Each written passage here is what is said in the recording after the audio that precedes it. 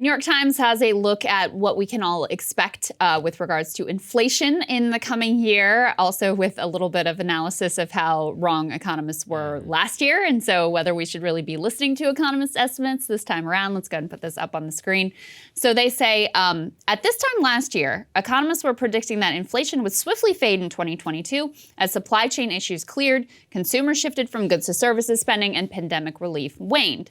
They are now forecasting the same thing for 2023, citing many of the same reasons. Specifically, they say that last year economists surveyed by Bloomberg expected so-called core inflation to fall to 2.5% by the end of 2022.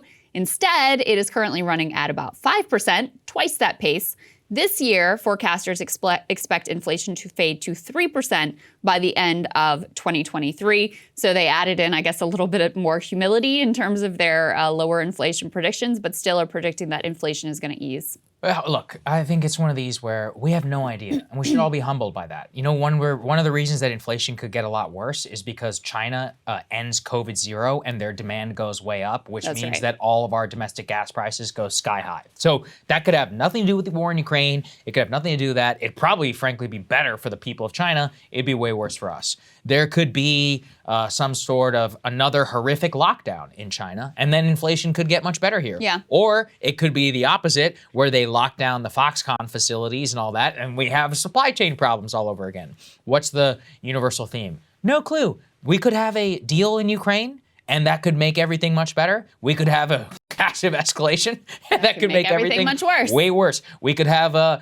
big government bailout bill, some sort of thing which could possibly juice demand, or some sort of deal on the child tax credit, which may increase inflation, or we may not get one at all. Yeah. That's the point. No clue about what exactly is going to happen. Or something could happen that none of us has even thought about or contemplated or floated whatsoever that could gum up the supply chains all over again. I think it's this article where part of what has led to inflation remaining high, even as the Fed has taken extraordinary action, is that corporations just continue escalating prices because they realize they can get away with it. And so you've continue to have huge corporate profits, and that's part of what has made it so difficult to tackle inflation. Ultimately, it looks like the Fed is going to continue their hawkish policy, at least somewhat, into the future. Not that it has really had all that much of an impact on inflation thus far, because it's not ultimately getting at the real root causes of inflation. So anyway, very hard to project what the next year is ultimately going to bring. There were some recent numbers that seemed to show inflation was easing. You see some numbers from Europe that also show maybe inflation is easing. You certainly see gas prices have come down. What you're paying at the pump has come down. That's a key component as well.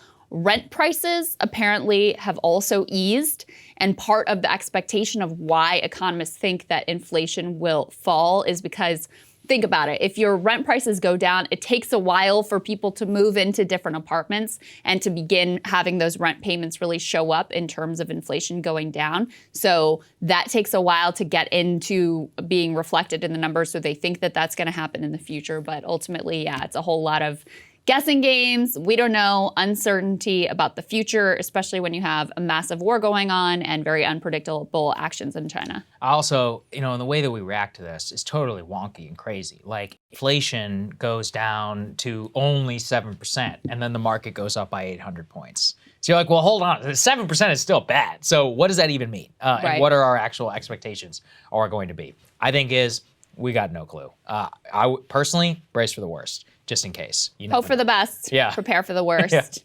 That'll be our mantra for 2023. Bingo.